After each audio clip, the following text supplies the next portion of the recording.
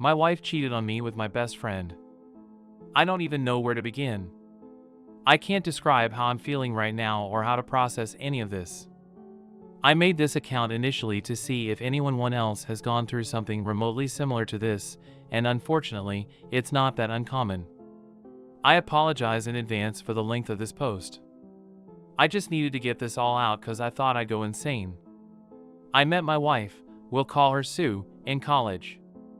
We were both 18 at the time. We hit it off as soon as we went on our first date and were spewing I love yous within weeks of us dating. She kinda pursued me, but I was glad as hell that she did.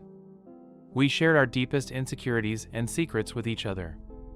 And when her dad passed away in her senior year of college, I was there for her through the whole ordeal. Her father had pancreatic cancer. And when he was hospitalized, I'd spend nights at the hospital with her so she wouldn't be alone. We got through it. And that point in time strengthened our bond. She told me she didn't know what she would have done if I hadn't been there for her. She called me her soulmate. I knew I was going to marry this girl, and sure enough, I popped the question about 2 years after we graduated. At that point in time, life couldn't get any better for me. I married the girl of my dreams, had a well-paying job immediately after graduating, and both our families loved us. My best friend, we'll call him DAV, and I had what I could only describe as an unbreakable brotherly bond, or so I thought. We had known each other since 3rd grade, and he was the brother I never had. He was also married and moved away with his wife because she had landed a lucrative job at a big law firm. About a year ago, his wife died in a car crash, and this broke him. He moved back to our hometown after, but he was never the same. I tried to be there for him, but he wouldn't engage with anyone. No one understood the pain he was going through. So I asked my wife if she could talk to him, seeing as she had also lost a loved one and that maybe DAV could relate better with someone who went through something similar. Yes, I know now that this was a huge mistake. We'd pay him visits daily. She would spend hours on end at his place even without me there. They were going on hikes together, watching movies and not inviting me, grabbing lunch, all things couples do. Now obviously this was far more interaction than I had intended for them to have, and it did make me uncomfortable, but DAV was doing much better from it. It's important to say that DAV and Sue never liked each other before all this happened. This is because Sue always thought he was a douche. Before he married his wife, Dave was bouncing from relationship to relationship, and even after he got with his deceased wife, he constantly cheated on her. As a result, Sue had a particular dislike for him and always questioned how I could be friends with someone with such low morals. This disdain for Chris is also what made me oblivious to what was to come. As I mentioned, Sue and DAV became inseparable, to the point where she would invite him to things I had planned for us as a couple. Moreover, she started portraying characteristics of what I now know to be classic cheater behavior, always on her phone, becoming increasingly distant, little to no intimacy, and coming home very late. At this point it was all too suspicious, and one day she was texting and I asked who she was talking to. She said it was one of her girlfriends, and when I asked to see what they were saying she became very irritated and called me possessive. When I talked to Dave about how uncomfortable their friendship was making me, he assured me nothing was up and even accused me of not trusting him and my own wife. I was getting gaslit. This continued until one day Sue went out again. She said she was going to her sister's for the weekend because she needed some space from me because I was driving her crazy with my accusations. I was still very suspicious and called her sister to confirm if she was indeed expecting Sue to visit. She confirmed that she was, but that Sue had not yet arrived. Mind you, she had left around 3 p.m. and her sister's place is about 4 hours away from where we live. It was now 10 p.m. Something in the back of my head told me to go to my friend's house, so I did. Sure enough, my wife's car is parked a couple of feet away from my friend's house. At this point it was clear as day as to what was going on, and I hate to admit it, but I cried. Hard. After a few minutes I decided to go in and see if this is really what was happening. I went in through the back door, which I knew would be open.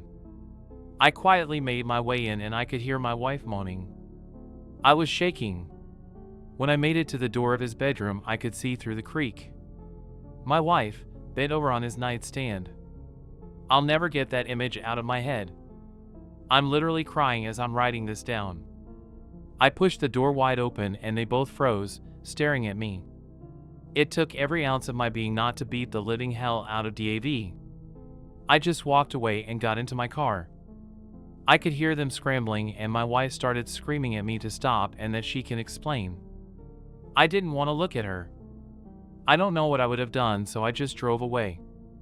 I cried the entire drive home and they were both spamming me with calls. I went to one of my college friends and have been here the past week or so. I can't eat, I can't sleep, and I can think of anything else. I informed my work of what was going on and they were kind enough to give me time off. I've been getting phone calls from both DAV and Sue, as well as both our families. I let my family know I was alright and would be back soon, but I haven't responded to anyone else ever since. This hurts. So bad. I want to die. I want to be gone from this world, but I'm too much of a coward to do it myself. I'm trying to be strong, but my resolve is wavering. How can someone you love so selflessly do this? I don't know what to do. How do I deal with this? Please help me. TLDR, my wife cheated on me with my best friend and I don't know what to do.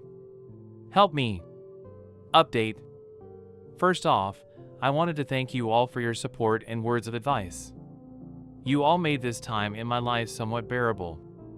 Some of you shared your own stories and made me realize that this is something I can come back from. I had many thoughts about self-deletion, but I think I'm past that now. Thank you so much for caring. I don't know what to make of that. There are many more of those kinds of emails, but I wanted to share that one because it left me confused. I definitely don't know the person I married. What do you guys make of it? As many of you guys suggested, as well as family and friends, I contacted a lawyer and met up with her yesterday. I gave her all the details and she seems to be very motivated to help me come out of this as financially whole as possible, given the circumstances. I still love my wife dearly, but I don't know if this is something I can get over. I received lots of messages from DAV too, but I don't want to read them. I often switch from sorrow to rage and don't know how to feel right now.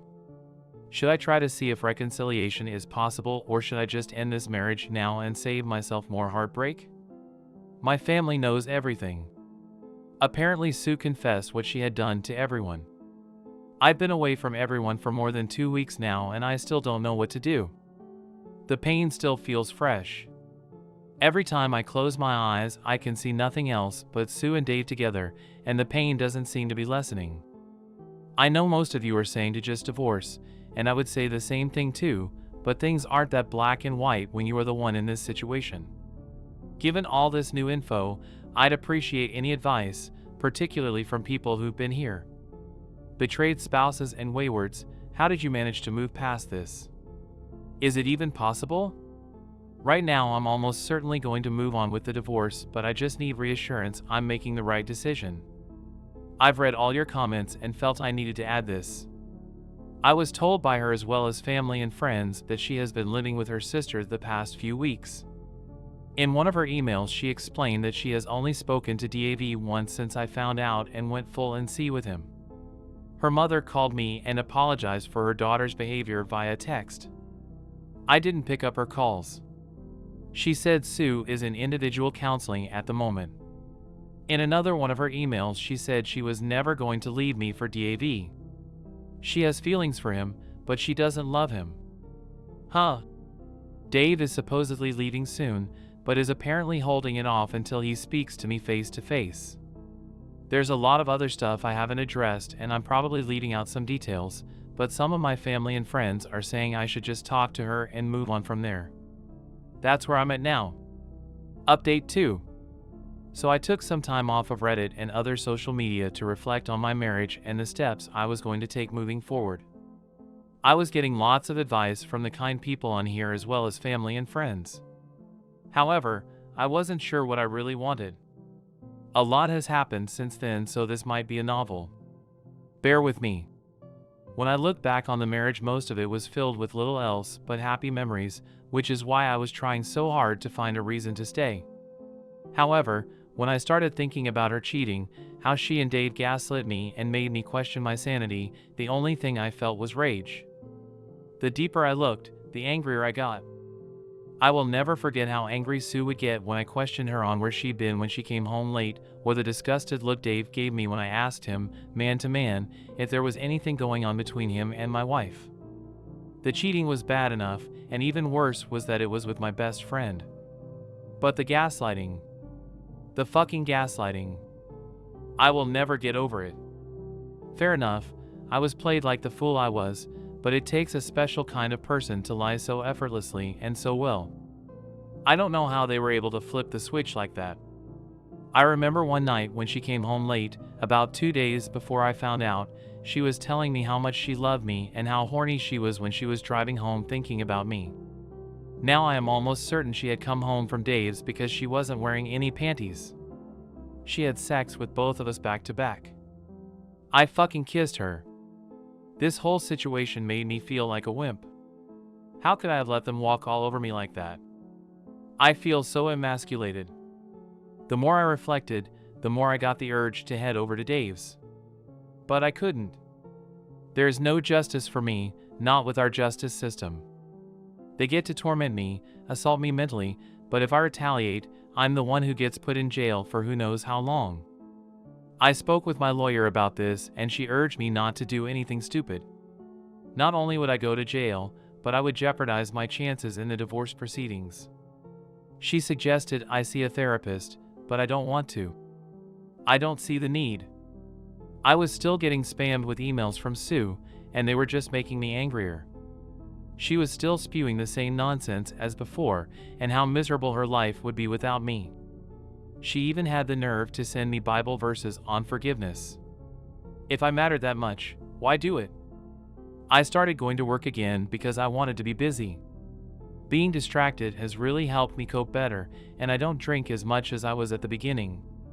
One day while at work I received a letter from Sue. I wanted to just throw it away but decided to read it. In it, she talked about her individual counseling and how it helped her discover some underlying issues she was having with herself. The biggest of all being her low self-esteem. She explained that the discrepancy in our attractiveness made her very self-aware and that deep down she wanted to feel desired by someone other than me. According to her, her sister has always been much prettier than her, and this contributed to her low self-esteem. She said that even though she knew I was attracted to her and that I made her feel beautiful, she sought that validation from someone else. She apologized again and said it wasn't an excuse, but that she was simply looking for a way to make sure it never happens again if should I decide to give her another chance. She then proceeded to ask if we could try marriage counseling to work things out. I still didn't respond to anything she or her family sent me at this point, so I just ignored it.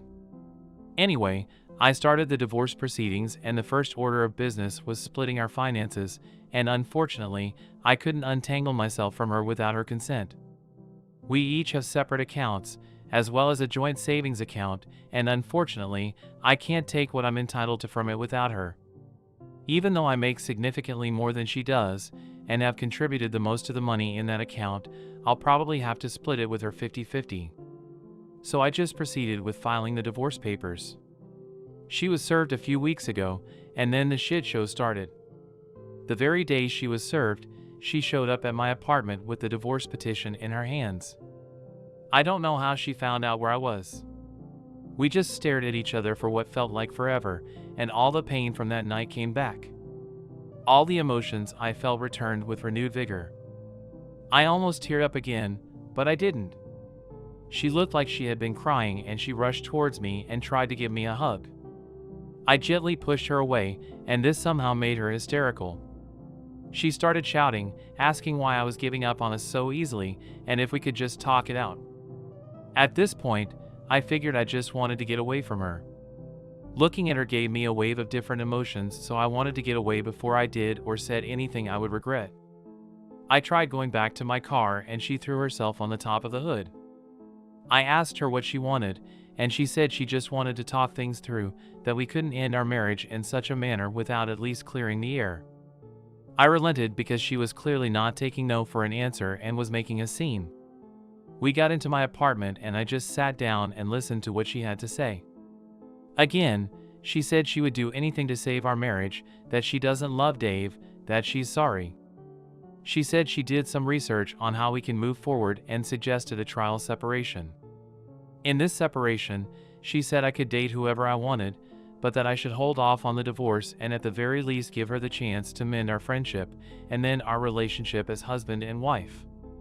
She suggested a lot of other crazy stuff like a one-sided open marriage in my favor, tried showing me stories of other couples who have survived infidelity, and even suggested that we should just move to a different state or even a different country, just the two of us. That part kinda hurt me because we had spoken about moving and starting our family not too long before all this shit happened. When she was done, we just sat there in silence, again just staring at each other. And then I asked her why. Why him? Why cheat on me with him and then come back only after I caught her? She started sobbing really hard when I asked these questions. She said she felt really guilty even during the acts, but that she didn't know how to stop. That she was so deep in the affair that he didn't think of the consequences and what she was going to lose. She said that the counseling made her realize that she probably would have cheated on me at some point, if not with Dave then with someone else. This was supposedly because of the same underlying issues that she was unaware of. I asked her if she loved Dave, and she promised me she didn't love him. That they haven't spoken since I left and that she doesn't even know where he is now. That she loved only me and would do anything to make up for what she has done to us. I asked her if she had ever cheated on me before all of this, and she swore on her dead father that this was the first and last time. I asked her who else knew about her and Dave. She hesitated and said only her sister, but that she only knew about it a few days before I found out, and that she implored her to end it and come clean to me. You guys who suggested that the sister knew were spot on. I also asked her why she was begging. Why she didn't just leave to be with Dave. I asked her if she was only doing this because she felt like it was the right thing to do, and not because she actually wanted to be with me. She answered saying that she was doing it because she loves me and because she knows she made some horrible choices. We talked for a long time. A lot of crying on her end, but not for me. I had cried enough when I first found out and didn't have any more tears to shed over this. Then I asked her if there was anything else she wanted to tell me, if there was anything else she was keeping secret. She started sobbing again and asked me not to get angry. I got really nervous when she said that. She started crying for a bit before I urged her to just say it because she was making me uneasy. Then it came out. She said she found out she was pregnant not long after I had left and that she got an abortion because she wasn't sure who the father was. She said she thought if it turned out to be Dave's there would be no room for reconciliation, and she felt she had to do it. I couldn't believe what I was hearing.